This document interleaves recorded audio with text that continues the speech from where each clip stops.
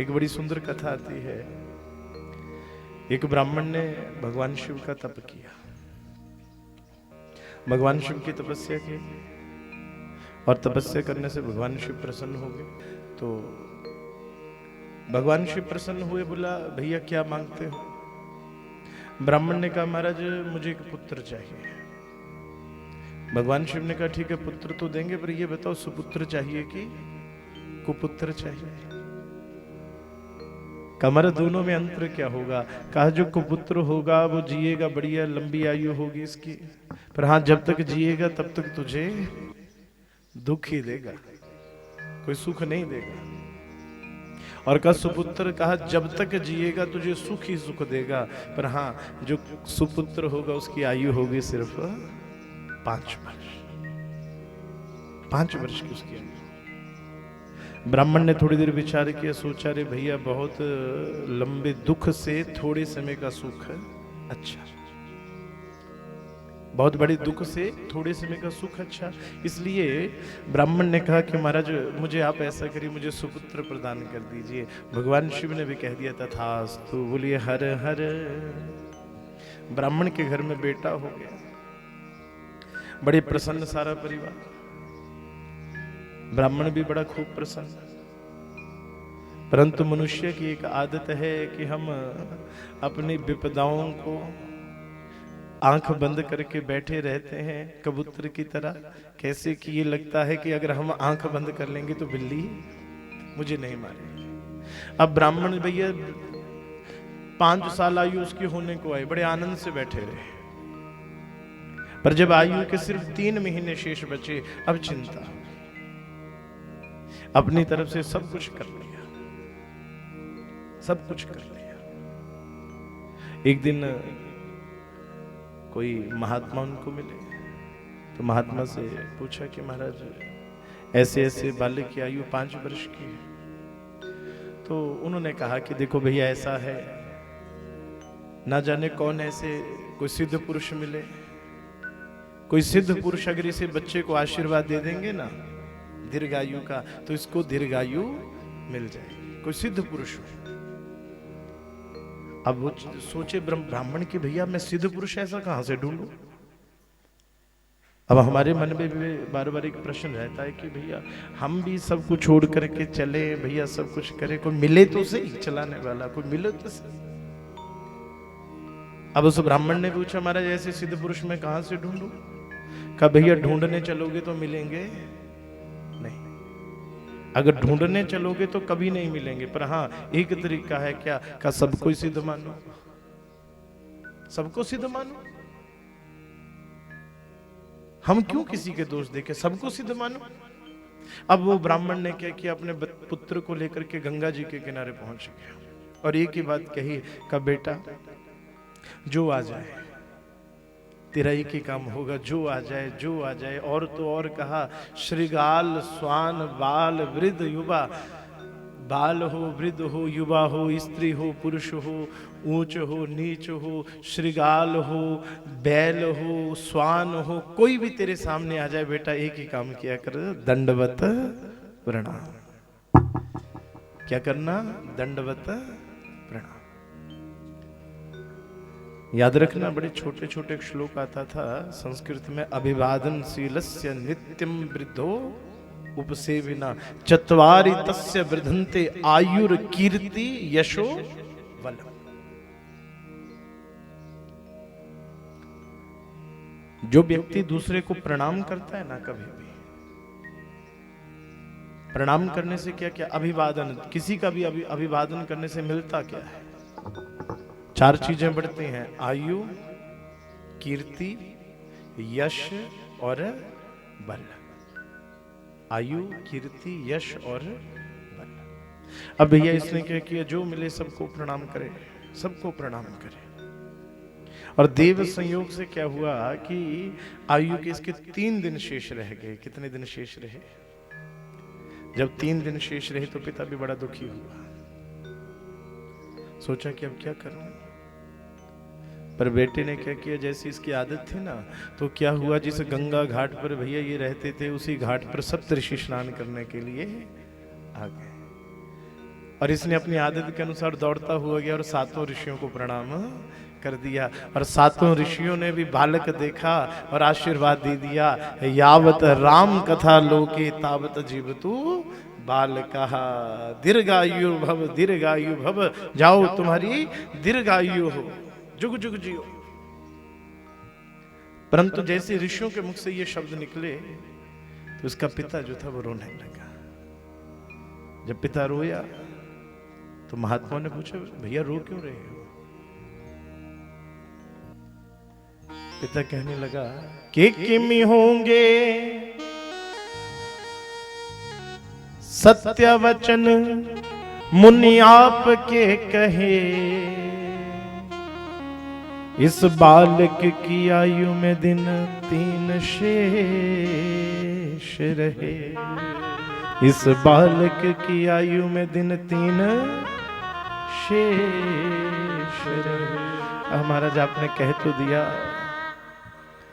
पर आपके वचन सत्य नहीं होगा, क्योंकि इस बालक के तो केवल 3 दिन शेष बचे। करे मृत्यु किसको कौन जान सकता है, तुम्हें कैसे पता? का ये पुत्र मैंने तपस्या से प्राप्त किया था, किसी देवता ने दिया था, और इसकी केवल आयु 5 वर्ष की उस देवता ने कही थी।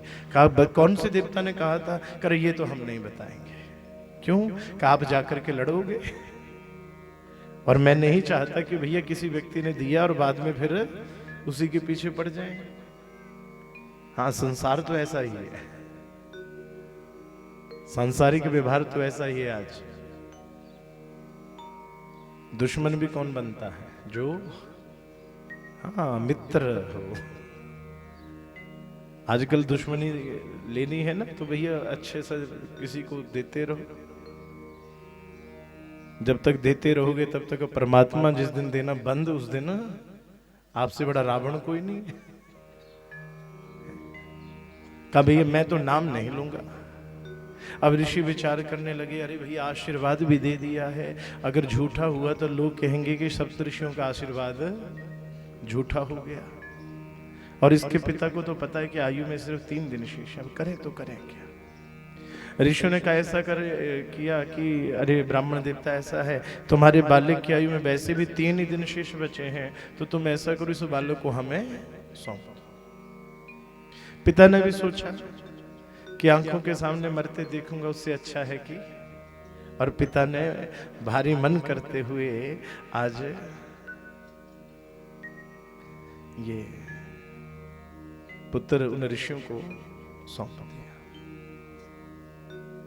कि बालक प्रदान कीनो करके कठिन हिया, के बालक प्रदान कीनो करके कठिन हिया। ऋषियों ने क्या किया, मुनियों ने क्या किया, ऋषियों ने क्या किया, मुनियों ने क्या किया। बालक प्रदान कीनो करके कठिन हिया, बालक प्रदान कीनो करके कठिन हिया। ऋषियों ने क्या किया, मुनियों ने क्या किया, ऋषियों ने क्या किया, मुनियों ने क्या किया। ऋषि बालक तो को अपने साथ लेकर के चले, सोचे अब करें क्या। ऋषियों ने क्या किया, मुनियों ने क्या किया, ऋषियों ने क्या किया, मुनियों ने क्या किया। चले अब सोचा ये विधान लिखने वाले कौन है? विधान लिखने वाले तो ब्रह्मा जी हैं, चलो ब्रह्मा जी के पास। कहते ना विधि का विधान, तो विधि कहते ब्रह्मा जी को। अब सोचा चलो ब्रह्मा जी के पास चलते हैं, पर ऋषियों ने कहा कि ब्रह्मा जी सीधे तरीके से तो बात मानेंगे नहीं। अब ऋषियों ने सब बालक को समझा दिया कि बेटा एक ही काम करना, जो पहले करता था वो अब करते रहना। क्या कहा? जहां हम प्रणाम करें फटाफट प्रणाम कर देना। अब ऋषि सातों ऋषि गए और बारी बारी जी से जाकर के ब्रह्मा जी को प्रणाम किया। ब्रह्मा जी ने भी देखा उस नन्हे से बालक ने प्रणाम किया, तो ब्रह्मा जी ने भी खूब आशीर्वाद दे दिया, दीर्घ आयु भव, दीर्घ आयु भव, दीर्घ आयु भव। ए सुनी ब्रह्म वचन सुन के मुनि मंडली हंसी के ब्रह्म वचन सुन के, मुनि मंडली हंसी अपनी बलाटली, अपनी बलाटली, अपनी बलाटली, अपनी बलाटली। सुनी ब्रह्म वचन सुन के मुनि मंडली हंसी, ब्रह्म वचन सुन के मुनि मंडली हंसी अपनी बलाटली, अपनी बलाटली, अपनी बलाटली, अपनी बलाटली। ब्रह्मा जी ने जैसे कहा दीर्घायु हो, सारे ऋषिगण खूब हंसने लगे। ब्रह्मा जी सोचे भैया हंस क्यों रहे हो? का प्रभु तो जिस बालक को कहा है दीर्घ आयु, दिन एक बच गया था, वो तो दिन दो बच गए थे, एक दिन तो बीत गया आने जाने। का ब्रह्मा जी जिस बालक को कहा है ना कि दीर्घ आयु हो, इसकी आयु के सिर्फ 2 दिन शेष बचे हैं। पूरी कथा सुना। ब्रह्मा जी ने कहा जब तुम्हें पता था तो मुझे क्यों फंसाया? का ब्रह्मा जी हमने आशीर्वाद दिया था दीर्घ आयु का, अब आयु तो हमारे पास भी नहीं है, हम कैसे दे दे? परंतु एक बात होगी, क्या कल को कोई ये कहेगा कि ऋषियों ने वो आशीर्वाद दिया था तो सप्त ऋषियों का आशीर्वाद झूठा हो गया, तो हम कहेंगे कि भैया जब ब्रह्मा जी का आशीर्वाद झूठा हो सकता है तो फिर हम तो, अब महाराज ब्रह्मा जी आप जानो और आपका काम जाने। ब्रह्मा जी को पुत्र सौंप दी। सप्त ऋषि भी खड़े, ब्रह्मा जी सोचे मैं क्या करूं? तो ब्रह्मा जी ने फिर सोचा कि भावहि मेटी सके त्रिपुरारी, भावहि मेटी सके त्रिपुरारी, भावहि मेटी सके त्रिपुरारी, भावहि मेटी सके त्रिपुरारी, भावहि मेटी सके त्रिपुरारी, भावहि मेटी सके त्रिपुरारी, भावहि मेटी सके त्रिपुरारी, भावहि मेटी सके त्रिपुरारी, भावहि मेटी सके त्रिपुरारी। जो भाभी को भी बदल दे, जो होनी को भी बदल दे, वो है शिव। जो होनी को भी बदल दे। अब ब्रह्मा जी ने क्या किया, उस बालक को समझा दिया कि भैया जैसा मेरे साथ किया वैसा आगे भी कर देना। अब कैलाश पर पहुंच गए सभी। सबसे पहले सप्तऋषियों ने कहा, प्रणाम किया। ब्रह्मा जी ने प्रणाम किया, पीछे से बालक ने भी प्रणाम कर दिया।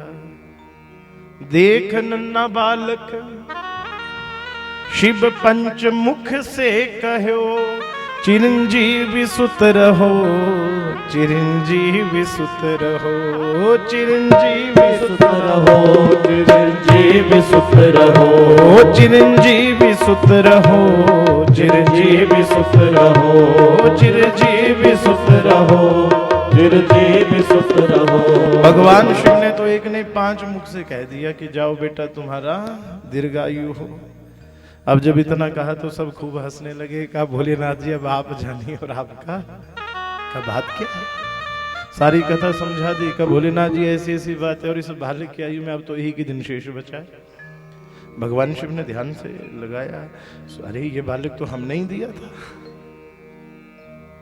ये तो हमने ही बालक दिया था, इसकी आयु भी 5 वर्ष की हमने ही दी थी, तो अब करें क्या? भगवान शिव ने कहा ऐसा करो, इस बालक को यहीं छोड़ो और तुम सब जाओ। भगवान शिव ने वहीं पर एक शिवलिंग और उस शिवलिंग के पास इस बालक को बिठा दिया। कहा बेटा तूने कुछ और नहीं करना। पंचाक्षर मंत्र भगवान शिव ने दिया, नमः शिवाय। प्रणव युक्त होकर के पंचाक्षर मंत्र का तुम पाठ करो। और इस बालक ने ओम नमः शिवाय इस मंत्र का जप करना प्रारंभ कर दिया। वहीं शिवलिंग के पास बैठ गए।